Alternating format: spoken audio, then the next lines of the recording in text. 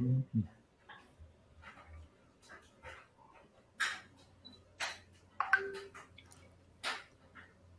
we live, fellas. All right.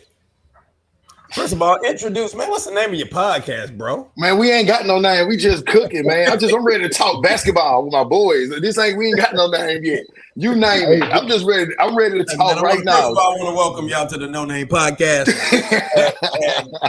I got my man Ron Robinson, Coach Ron Robinson, phenomenal coach Gino Bambino. Everybody knows the guru on social media. I'm telling you, it's just a social media. He's the master of monetization. So we'll talk about that at some point in time. And then yours truly, D. Lee. So I'm going to let the moderator, Gino Bambino, kind of start this thing up. So let's get this thing rocking. Let's talk. You know, before you get into it, just cooking could be it. Let's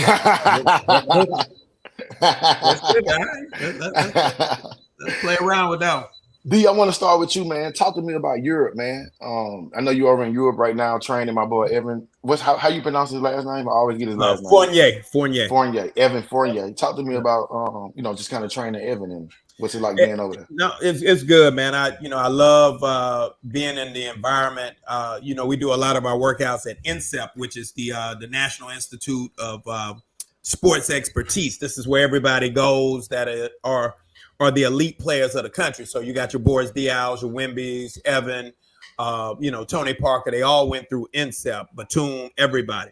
So the environment is even when we finish training, the 18U come on, the 17U comes on, the 3-on-3 championship teams. It's like the environment is immersive. So I love being around stuff like that, man. When I'm around basketball, all the time, and we're immersed in it. It's always a good feeling. Oh, yeah, for sure.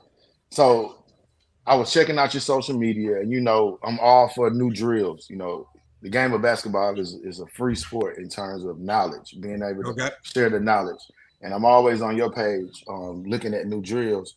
And I saw something that you posted earlier today about ratio dribbling.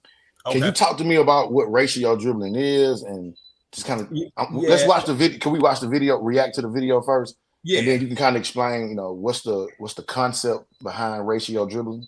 Okay. The faster you dribble, the slower your decision making. But the slower you dribble, the faster your decision making. Let me explain. And guys, I don't mean dribbling softly. I mean keeping the ball in your hands longer than it is outside of your hands. And that's why the ball control principle of ratio dribbling is so important. Ratio dribbling simply states that the ball should be in your hands 2 to 3 times longer than it is out of your hands. If this happens, you can respond to external stimuli like the drop of the tennis ball, which is equivalent to a defender reaching for your ball, or a teammate cutting to the basket and wide open. And if the ball's not in your hand, you can't protect it and you can't make the pass. The rules to what I'm doing with Evan are simple. He can't take an extra dribble to get into the between the legs behind the back or the between the legs cross, which forces him to keep the ball in his hand before the ball drops. Remember to teach players to react.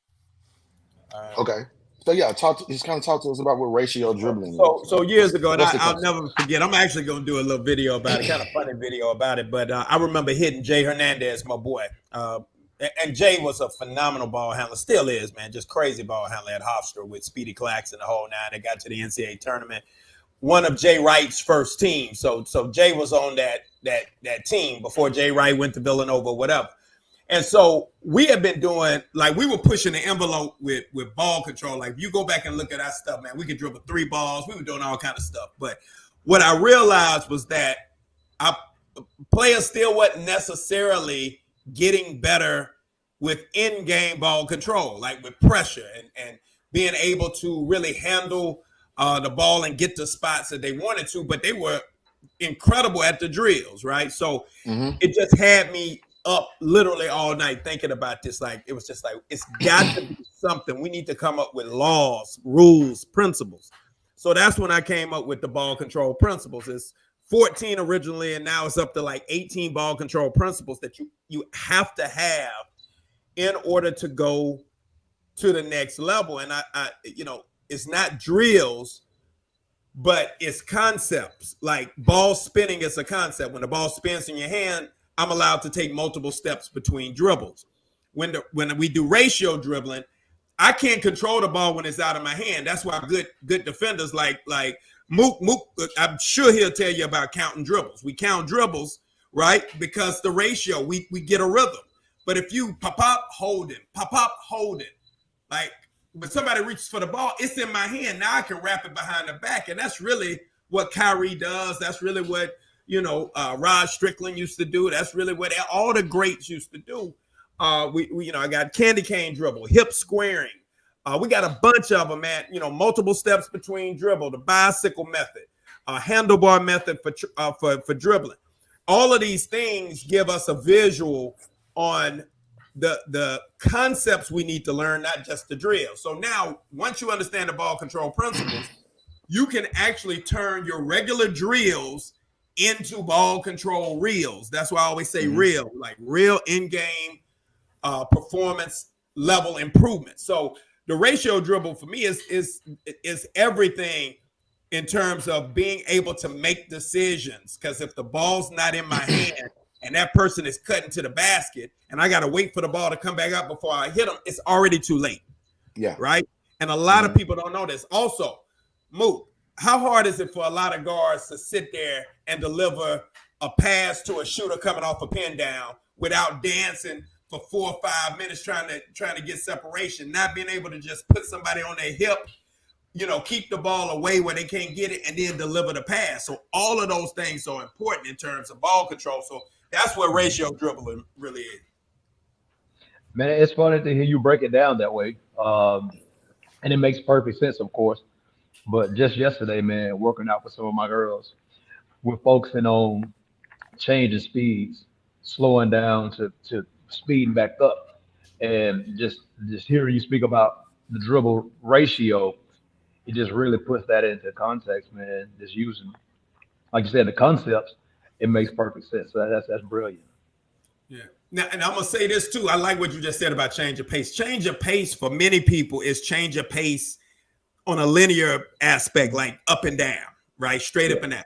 But you got a pace with your dribble. You have a pace with your jab. You have a pace with your sprint. All of it has a pace, but most people think change of pace in terms of linear movement, up and down, north and south on the floor. But it applies to being stationary as well. Absolutely. Yeah. Absolutely. Yeah, for sure. Absolutely, man. That's good stuff, for real. Yeah. Okay. All right. Look, I know you guys seen these NBA contracts going up. With that new TV deal, they're saying that some of these guys are going to see upwards of $95 million a year. That's going to have a trickle down effect to college and high school players as well. What do you guys thoughts on that? I don't know, man. I love the fact like that guys get paid. I love it. I'm always asking at what point is the motivation going to be lost when the dollars go up too high, right? Like, I mean, your first contract 1 year, you can get ghosts, you can leave, you can retire. Yeah. And if it's 5 years from now, inflation wouldn't have hit to a point where 95 million ain't 95 million. 95 million is still 95 million. So for me, thanks. And I've had these talks with pro guys throughout the years. Maybe it's not a big difference once you get to 40 million, 95. You rich anyway. But like Marvin Hagler said, it got harder and harder to get up and do road work once he started sleeping in silk pajamas. so it's when that spring's sticking you in your back and you want to get up out that bed and go, you can get up and do road work, but you can't do it sometimes when you that wealthy. So I don't know what y'all's takes on it. That's just mine. Yeah, I agree with that. And I feel like also on the flip side, man, you may have some of those guys who hadn't gotten that 95 mil contract and they see those being handed out and they want a piece of that. So you may have on the flip side some guys who are more motivated to, get up and get that work in. That's true. I didn't think about it like that. But like you said, but once you get it though, what happens afterwards? But to get it though, if you have guys that are really passionate about it and love the game and want to compete, and again, you see these guys getting these huge paydays, man. I want in. How do I get in? Absolutely, man. Absolutely. And that goes back to that leads to another conversation about when this is your job. I posted one about Coutinho. Coutinho has said, like, guys, explain to me how you've been in the league 5 years and you still can't shoot, or you've been in the league 8 years and you still can't shoot. And that it got a lot of traction, that video. But this is all you got to do, Gino. Like, literally wake up and be a pro. You dreamed about it your whole life. You done played the game for free. And you're going to return to playing it for free at some point. And you got a short window of time to make this money. Why not maximize every single second? So that's how I look at it, man. Yeah. And some people just have that in them, man. It's like even over here, JUCO women's basketball. Like you see, I have a kid that I talk about all the time, kid Gabby Benedict, foreign kid, came over from Colombia, but she's been in Miami. When I say she was, she approached like what we did here like a pro. She was a kid who would show up early, of course, go get treatment from the training staff, made sure she monitored what she ate, all of that stuff, because for her, she's trying to make sure she can secure another scholarship, right? She ended up signing with committing to Kennesaw State this past weekend, actually. And we have some other kids who are still looking for opportunities, but they didn't approach it. What's Gabby's last name? Bendeck Dron. Bendeck Dron. Giron. Yeah. You there?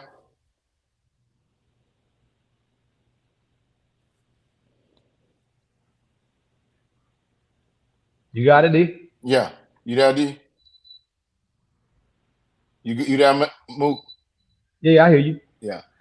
All right. We got to get his audio back. Yeah, he's Is he muted? Gotta be. I see him talking. Yeah. So yeah, let me ask you. So is Gabby from where is she from? Bogota? Yeah. Because I might, I just left Colombia, but I think I may have trained her. I don't know if she was with the Guerreros organization, but I trained a lot of. I would be curious to see if this is the Gabby that I know. So I wouldn't be surprised, man. I wouldn't be surprised because the culture different. The culture different. What you're talking about, the culture is different. So if I had to do it, I would prefer my sons being in a place like an INSEP in a foreign country. So we'll be able to give them the individual stuff that they need. But what you just talked about and expressed is some of the things that I don't think the structure overall in the U.S. You have your pockets, you have certain programs, but overall, man, it's really a shit show. And I'm gonna be real with you, man. In terms of the structure of practices, the commitment to excellence, the understanding of the game outside of just run up and down, penetrate and kick, is really, I'm telling you, it's at an all-time low. And if you can get that in some in another country, I think it's extremely beneficial. So what you're experiencing, man, with her there is really the difference in international ball. Yep. For sure. All right. So look, I want to talk to you guys about this hot topic. The NCAA signs off a deal that would change the landscape of college sports, paying student athletes a nearly $2.8 billion settlement to an antitrust claims could mean millions of dollars going to athletes. First of all, let's define the word pay for play. Pay for play refers to college athletes getting paid for their athletic performance and contributions to teams. Here are the 3 ways athletes can get paid. And I'm pretty sure there are other ways, but here are the main ways: by direct payments, sponsorships, which you saw this year with LSU and a bunch of those in that program down there. And also they'll be able to earn money through their name, image, and likeness. Those are the top 3 ways college athletes can get paid. How you guys feel about that? I'm gonna follow this up because I did I'm gonna do it at the end. I'm gonna let everybody talk. Then because I did a video on this 4 or 5 years ago when the SB 206 was dropped in California, and I talked about this. So, okay, I'm gonna give you a couple pros. I'm gonna give you a couple pros and cons. Okay, athletes put in a lot of work and they generate huge profits for their schools. Right, this is gonna allow them to earn money and help set themselves up and their families. But on the flip side, there are concerns about fairness and equality. Not all athletes will have some of the same opportunities to earn money, which could create disparities amongst teammates. And the next thing is, which is obvious, these are student athletes, remember. Now we're going to talk about the challenge of balancing academics and also financial opportunities. So you give a college kid $1.2 million, $2.5 million is going to be kind of hard to balance. It's hard to get up and go to class the next day. It's super hard. So those are some of the pros and cons. Of course, I'm on the side of athletes getting paid. I'm a former Division I basketball player. Coach Mook, you played. Coach Ron, you played in college. Dorian, you played in college. We all played college basketball, and it would have been top tier to get to earn some money back then. So I like seeing these guys get paid money, but we do got to weigh the pros and cons of this, and there's always going to be a reaction to every action. You know what I mean? How you feel about it, Coach, on your level? Man, I don't think in anything. I think it's almost impossible to get anything 100% right. So there's always going to be, I think, a little evidence to make whatever argument or whatever side you want to be on. There's always going to be some evidence to make a case right. But like you said, man, with us all being former collegiate athletes, man, I would have loved to have been receiving some compensation for, my commitment. And just even over here right now with us, man, off season, preseason, like right now we're about to be doing we're doing summer workouts. And it's grueling, man. It's grueling. And I would, definitely be in favor of, all kids for the amount of work that we're asking them to commit to receive some compensation. But how you regulate it is always tricky, right? And determine who gets what.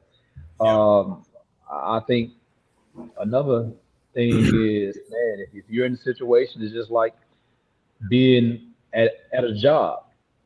If you take a job in whatever field that is, and you see you may be able to make more money at another company or whatever, I think that's the equivalent of the transfer portal. Right? Yeah, that's exactly what it is. So if I'm in one spot, right? If I'm in one spot and I'm getting, whatever I'm getting, and I see there's potential for me to earn a bigger bag elsewhere, then I think the NCAA has provided an opportunity for you to go off and see if you can make that happen. Yeah, for sure. That's a good analogy. That's a good way. That's a good way to put it. Okay, here we go, Dory. What's your thoughts on it? I know you going left on this. What's your thoughts? So now here we go. What's your thoughts on it? We're going to talk about the history of the NCAA. We're going to talk about when Walter Byers created the term student athlete. That's why I will never use the term student athlete. Student athlete was simply put into existence, and he said, what's the guy's name? Walter Byers. He's the one that started the NCAA. He was the president for a long, long time. Walter Byers, right? And he stated under deposition that he created the student athlete term after being sued by a TCU player who claimed that athletes are indeed employees. They have a set schedule. They're not 1099 independent contractors. They're actual employees because they have regulated work. They have to come at certain times. They fit all of the profile of what is deemed an employee. So when he says student athlete, it helped them and buffered them from having workman's claim comp. So if you got hurt on the job and sued, he didn't have to pay because you're a student first and you're an athlete second. But we all know how that goes, right? Yeah. You're a student first and you're an athlete second.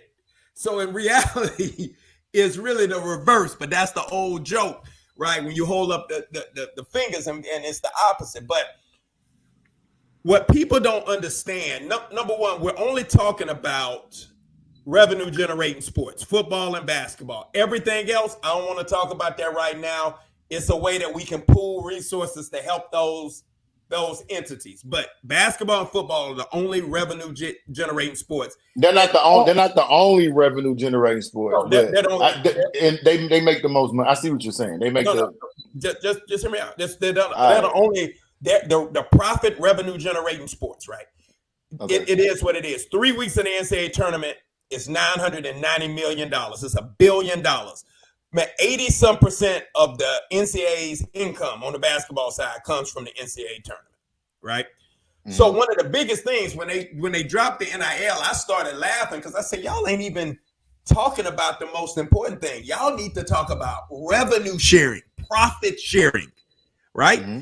We worried about name, image, and likeness. So guess what the NCAA did? They knew this day was coming. So they said, okay, here your name back. Go fend for yourself. Here your name, here your image, here your likeness. Go fend for yourself. Okay. Everybody doesn't benefit necessarily at the same rate on NIL. It's based on performance or whatever.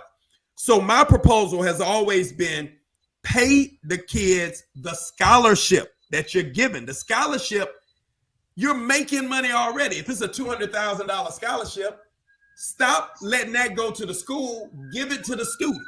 It's not going to increase the classroom size whatsoever. It's going to increase the classroom size on campus by 2 people, right? So it's not going to put a stress on the system, anything.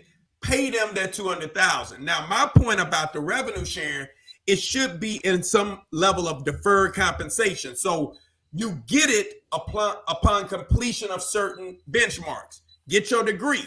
You get a trust with $150K in it, right? You get another amount in a certain amount of time. And if you don't, you have to wait longer to receive the payout, right? Okay. So it gives you an incentive to do what we keep saying they there for us. That's to get the education. But the truth is, not only should they pay you the scholarship, the NCAA should pay for 8 years of school so you can get a real degree.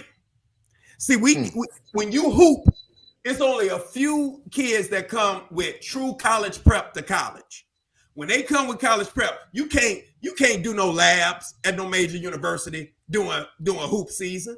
You can't be pre-med, unless you already had that level of background. So what we end up doing, Afrocentric studies, interdisciplinary studies, communication, sociology, not knocking any of those. I'm health science major, man, bro. I can wipe. I'm sociology. I can wipe. Here we go. Because guess what? With the rigors of what we do, nigga, we looking in the thing for the quickest one we can get up out of here with. Yeah. So if you give me 8 years, right, and then once I'm finished playing, I can really I can go into medicine, architecture, whatever. That's a higher paying, whatever. That's what we're missing in this, and it's enough money to do it. So I'm telling you, the top 25 in a Washington Journal or actual Business Insider article, and they did another one in in a USA Today. Dayton was number 25, and Dayton was generating $13.6 million a year in the basketball department, and the profit was $12 million off of that. Wow.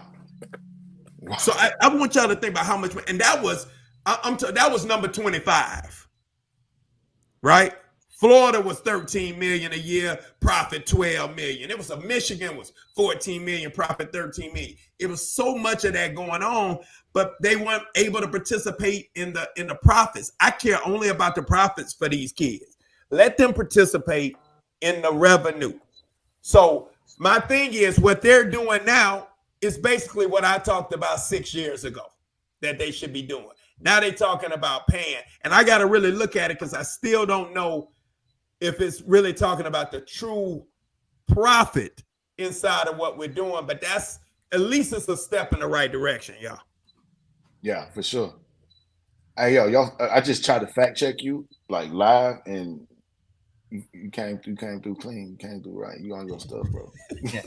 I try to fact check you right here, live in front of everybody, and you came through. That's what I'm talking about. Be on your head, bro. I'm on your head. No, D, All but right. with that, like I agree with 100% of what you said. But you know, Mhm. like we said, with everything, man, there's levels. There's levels, right? Yep. You talk about those major universities being able to do that, man. Where some of your smaller colleges, like a JUCO, Thank you. man, we experience budget cuts Thank like you. All the like time. crazy. Man. You feel me? Mhm. All the Mhm. time. All the All time. right. But see, that's the whole point.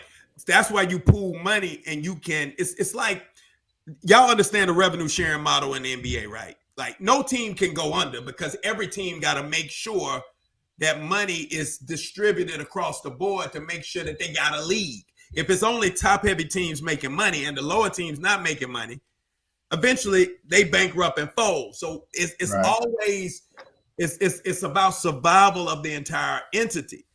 The truth is what Jay Billis said, and I agree with this. The NCAA was built on some BS, and it could disappear at any point in time. All the schools got to do is get together and say, you know what, Duke, Kentucky's, Michigan's, you get 30 schools, and you be the EYBL of the NCAA, Hmm. Hmm. and they can leave. They can generate so much. They're gonna have the television contracts.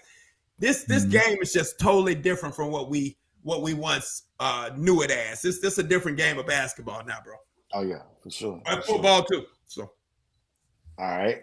So let's talk about this. This was a hot topic right here. I love this. One high school game per season between districts should happen during the school day. Imagine the student turnout. Might even get kids interested in sports they've never played. I want to get you guys' reaction to this. And I was going to also give you some pros and cons and on high school games being played during the school year. But what's your thoughts on it first? I love this. Man, going to school where we went to school at, it was no problem. It was no problem packing the gym, no matter what time of day it was, what night it was. If it was that inner city rivalry, like a Viger Mhm. Blunt Right. game, Yeah. it was gonna be Mhm. packed, man. You have the gym at capacity, another 200-300 people waiting outside, waiting on some people to come out so they can come in. Um, but I think with that though, the people that suffers are, you have your families that want to come out and support. If they're at a Mhm. job, man, then they potentially miss that rivalry or that huge game, man. But any kids, at Viga, anybody that was a student that was into the sport, of course, they were going to be there again, no matter what time of day it was. Um, and we were 99% African Americans, so yeah, we were gonna show up. We Yeah. weren't trying to get y'all, nobody were- in y'all trouble. were We good already, then, Mo. Y'all were good then. man, That's the difference. man, Well, we weren't packing number rivalry games, bro. That's it. yeah, yeah. Now we packed some other ones, but we were packing rivalry games. So So yeah, so here's some pros and cons. Here we go. Here we go. Check this out. So um let me pull this back up. The impact on the community. Getting kids out of their normal routine. You know what it's like being in school all day, tired, test after test, you're studying, being able to take a nice little break, then go to the gym and watch and cheer for your teammates in real time. That'll boost school morale right there. How you guys feel about that? That was a pep rallies. That yeah, was a pep, but this a pep That was rally a pep with a rally. real game. Imagine Yeah. exact. You're exactly right. A pep rally, but with a real game. That'll be insane. You want to talk about home court advantage? That's the ultimate home court advantage. Imagine LaFleur High School playing Viger High School at Viger during school. Oh, that It would be was gonna crazy. happen. It was gonna happen regardless. Like if you're talking about just breaking the routine and Uh getting huh. kids out of class, that's your pep rally. That's But yeah. as far as having the community or the city come out and let you know, hey, this is our gym, this is our turf or whatever, that was gonna happen regardless. Hmm. But that was at Viga. Hmm. Yeah, So Williamson ain't do that. Yeah, Williamson ain't nothing like that. Did. Oh, here we go. Here we Yeah, go. Williamson, I'm just asking. Here we go. Here we go. I can't remember. Here we go. Here we go. Here we go. Not to get off topic, D. What I think through my career, bro, I know I had to average 28 against Williamson. I wasn't on any of those teams. Pull up the I Clippers. wasn't on any of those. I wasn't on any of those teams. If I pull up the Clippers, I'm about 20. I'm about 26, 27 myself, bro, including in the Lions den, and they were loaded then, dog. Anytime we played athletic teams, we were good. When we played folks like LaFleur that held the ball and they moved, man, we were in trouble. But when it was up and down, we was good. Yeah. That's crazy, man. I love Williams. I love Blunt too. So. All right. Here we go. All right. So just moving on. Let's slide over to let's have some Caitlin Clark talk. Y'all down for that? Y'all ready to talk about some Caitlin? Let's have some Caitlin Clark talk. So the craziest thing happened. Huh? I was about to say I'm probably have to slide on y'all after this one. Okay. All right, cool. All right, last one. So the craziest thing happened, like during the game, a girl was shooting a free throw and she shot the first free throw and she was so excited to guard Caitlin Clark, she went straight to face guard her and forgot that she that she had a second free throw. Check it out.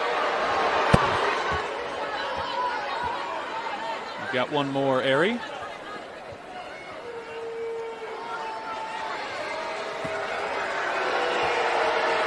I had a great conversation with Caitlin today.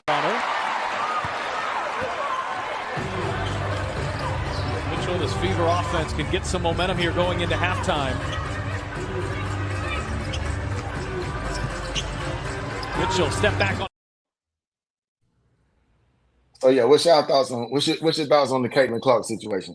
I know who we want to start with. Let's start with Coach Ron first. What's your thoughts on Caitlin Clark, Coach? What's your thoughts? Caitlin as a player, obviously we all know what she is, but just speaking on that particular play, man, I just believe everybody's attitude and mentality toward Caitlin is prove it. Like everybody wants that smoke because she's been made out to be. Man, I've heard people claim her to be the GOAT, right? And obviously, you know how people who have been putting in the work see someone else getting, this recognition that they may feel that she hadn't rightfully earned. Now, that's you got to put respect on her name and her talents, but no, I just think everybody want a piece of it, man. And so when the old girl shoots that free throw, she locked in, bro. Like, show me. I think it's as simple as that, man. It could be something deeper than that, but I just think everybody wants a piece of her, and it's I'm not waiting. Get this free throw in, lock it up. What's up? Yeah.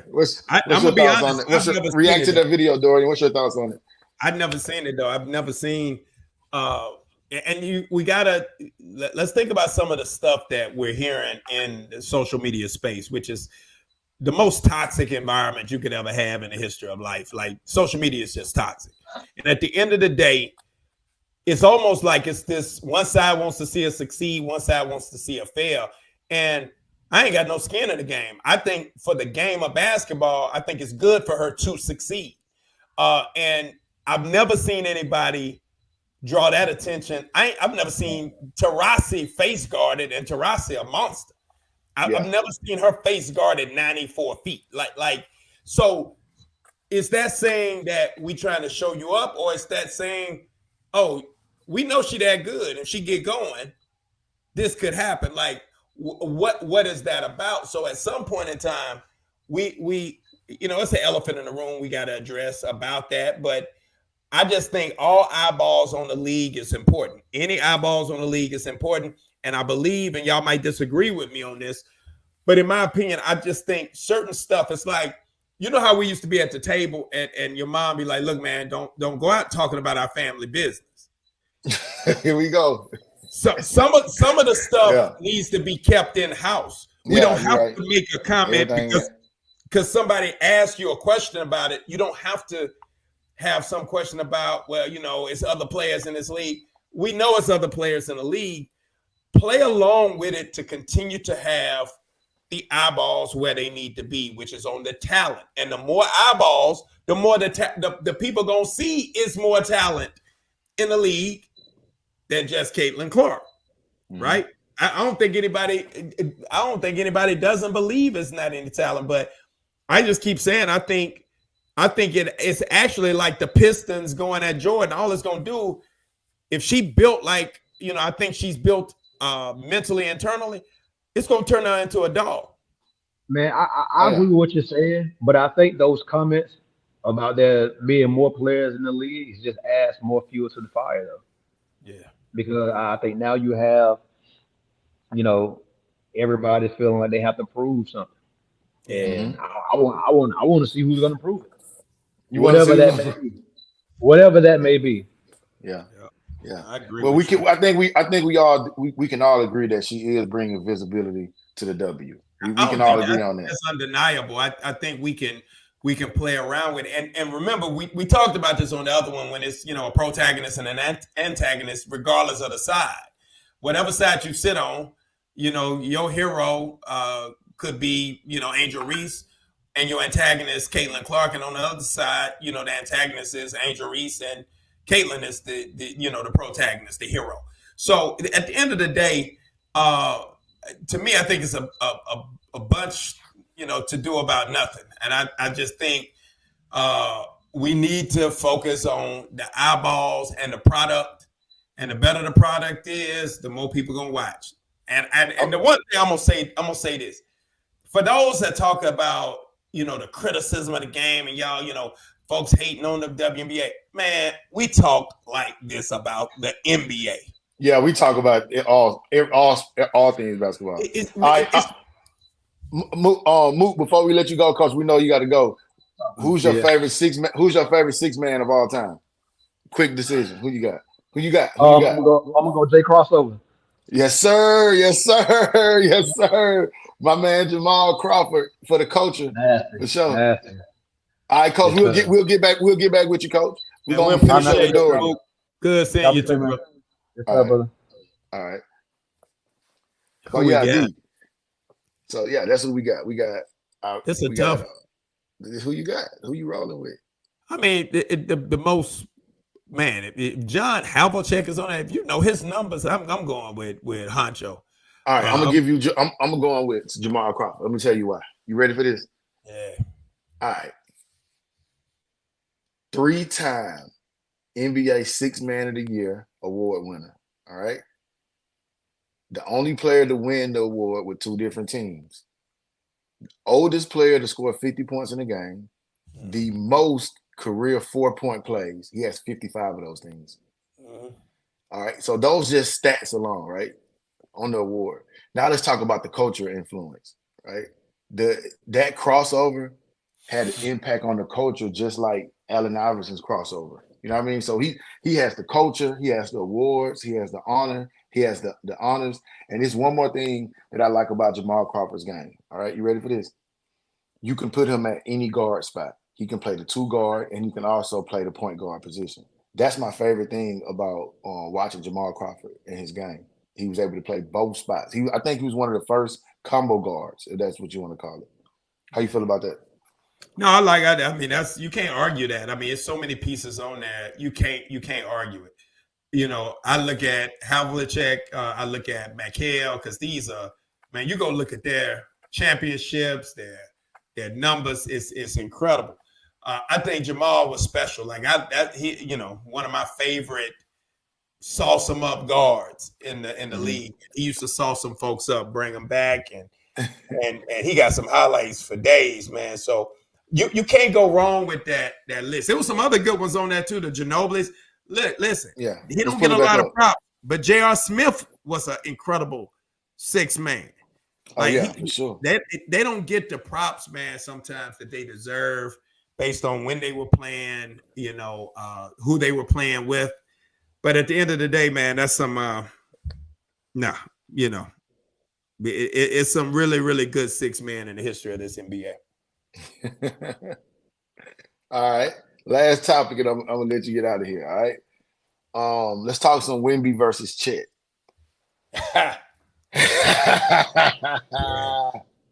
Let's talk some Wemby versus Chet.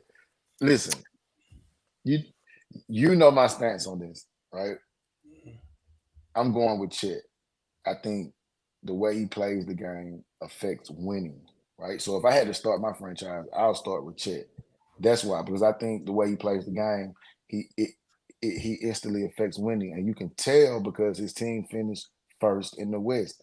You can tell me that is because the Shea had an MVP year this year, but if you really watch the Oklahoma City Thunder play this year, his rim protection, the way he changes shots, the way he stretches the floor at that 5 position, he finishes. He has the mid-range jump shot. He's able to score from all 3 levels.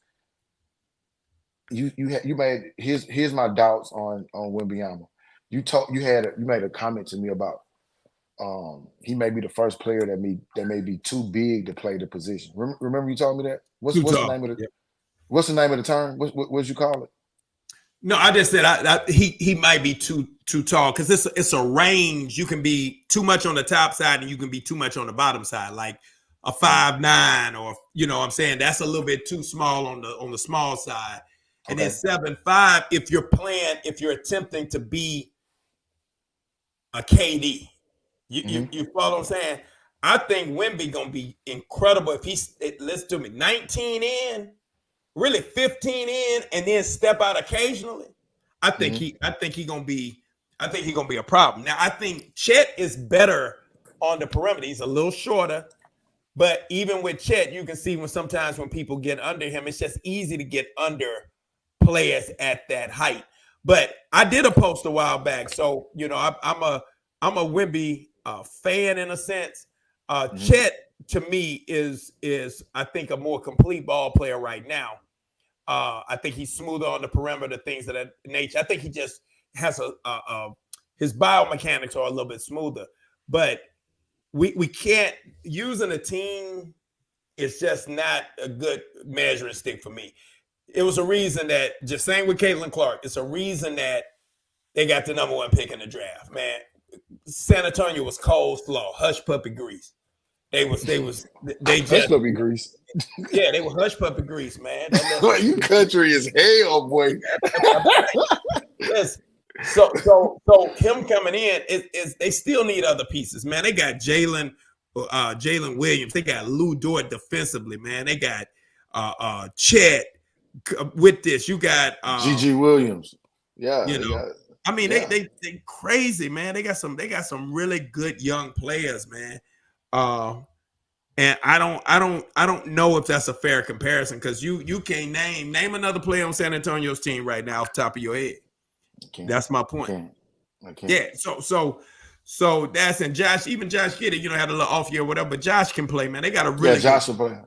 They got a really, really good team. But hey, speaking of height, before I let you move on, so I want you to compare women's height to men's height in terms of basketball. So, like, what's the equivalent of a 6'6" in men's? What's a 6'6" in women? Hold up, let me get off this. Around 6'6" in women is the around 5'11" to 6'1" is your 6'4" to 6'6".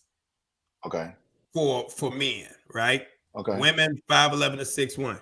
When women start getting into that 6'3" to 6'6" is your equivalent of 6'6" to 6'9", right? Okay. Like it's really, really, really, really big when you get to around 6'3". And let me make sure I say it right, because once you get to like 6'5", 6'6", you a Wemby on that side. Okay. Right. So a lot of times when we see, I know you had mentioned that Caitlin is a small guard, but at 5'11", whatever, I think she's 5'11". 5'11" is a 6'4" guard. Gotcha.